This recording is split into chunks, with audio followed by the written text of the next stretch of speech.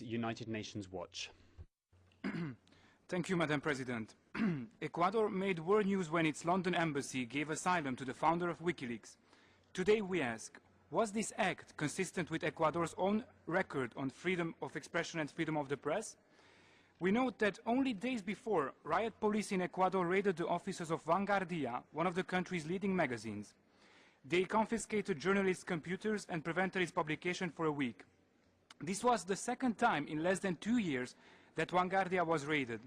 Its journalists received death threats after being denounced by President Correa during his weekly TV show. The president sued the newspaper for $10 million after it alleged corruption by his brother. According to Fundamedios, a domestic watchdog group, Ecuador has been waging a low-intensity war against its own journalists. More than 17 radio stations have been shut down in this year. In 2011, there were 151 cases of physical aggression against reporters. Constant abuse is directed at journalists by the president during his weekly TV broadcast, which is carried by almost every channel.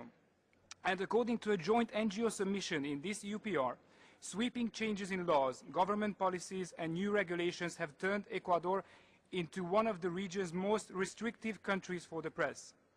The government's alarming record of official censorship and anti-press harassment includes the use of criminal and civil defamation suits to silence critics and the growing state media operation that broadcasts government opinions and discredit critics. Madam President, we ask, if Mr. Assange were a journalist in Ecuador, would he not be silenced and harassed like all the others? Thank you, Madam President.